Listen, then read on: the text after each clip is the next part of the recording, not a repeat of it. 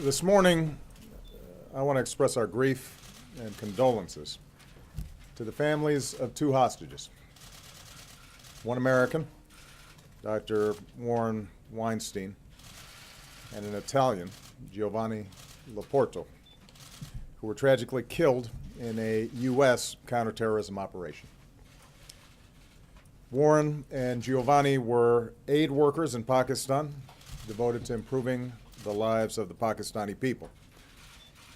After Warren was abducted by al-Qaeda in 2011, I directed my national security team to do everything possible to find him and to bring him home safely to his family. And dedicated professionals across our government worked tirelessly to do so. We also worked closely with our Italian allies on behalf of Giovanni, who was kidnapped in 2012. Since 9/11, our counterterrorism efforts have prevented terrorist attacks and saved innocent lives, both here in America and around the world. And that determination to protect innocent life only makes the loss of these two men especially painful for all of us. Based on information and intelligence we have obtained, we believe that a U.S. counterterrorism operation targeting an al-Qaeda compound in the Afghanistan-Pakistan border region accidentally killed Warren and Giovanni this past January. Yesterday I spoke with Warren's wife, Elaine, and Prime Minister Renzi of Italy.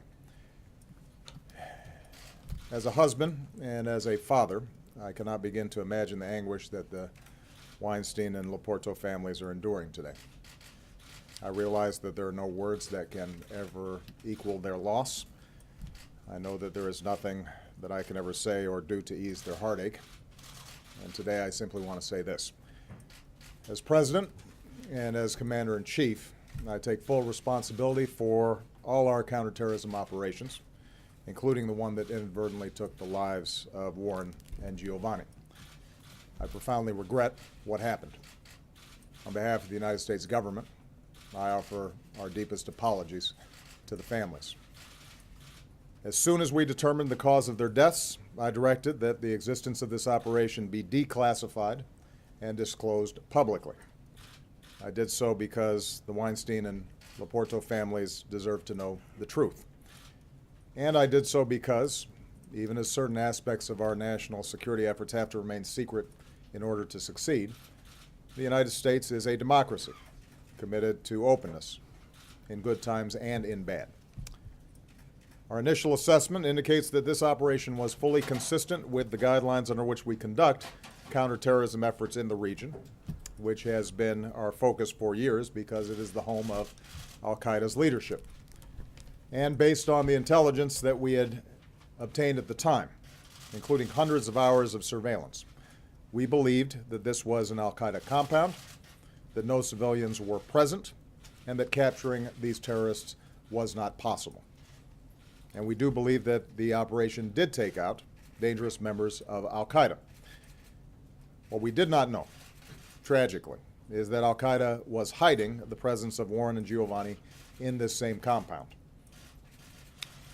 It is a cruel and bitter truth that in the fog of war generally, and our fight against terrorists specifically, mistakes, sometimes deadly mistakes, can occur.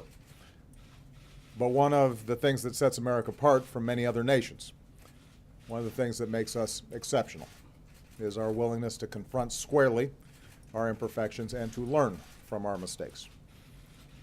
Already I've directed a full review of what happened. We will identify the lessons that can be learned from this tragedy and any changes that should be made. We will do our utmost to ensure it is not repeated. And we will continue to do everything we can to prevent the loss of innocent lives, not just innocent Americans, but all innocent lives in our counterterrorism operations. Today we join their families and friends in honoring Warren and Giovanni, two humanitarians who came from different countries but who were united by a spirit of service. For decades, Warren lived the ideals of our country, serving with the Peace Corps and later with the United States Agency for International Development. He devoted his life to people across Africa and South Asia. He was a loving husband, father, and grandfather who willingly left the comforts of home to help the people of Pakistan. At the time of his abduction, he was a USAID contractor focusing on helping Pakistani families escape poverty and give a better life to their children. Giovanni's humanitarianism also took him around the world, to the Central African Republic, to Haiti, and ultimately Pakistan. Like Warren, he fell in love with Pakistan and its people and believed passionately that he could make a difference in their lives. Giovanni's service reflected the commitment of the Italian people, our great allies and friends, to the security and dignity of people around the world. And today is a reminder of the bonds of friendship between our countries and the shared values that bind Americans and Italians together. There could be no starker contrast between these two selfless men and their al-Qaeda captors. Warren's work benefited people across faiths. Meanwhile, al-Qaeda boasted to the world that it held Warren, citing his Jewish faith. Al-Qaeda held both men for years, even as Warren's health deteriorated. They deprived these men of precious, irreplaceable years with family who missed them terribly. Amid grief that is unimaginable, I pray that these two families will find some small measure of solace in knowing that Warren and Giovanni's legacy will endure. Their service will be remembered by the Pakistani men, women, and children whose lives they touched and made better. Their spirit will live on in the love of their families, who are in our thoughts and prayers today, especially Warren's wife, Elaine, their daughters, Alicia and Jennifer, and their families.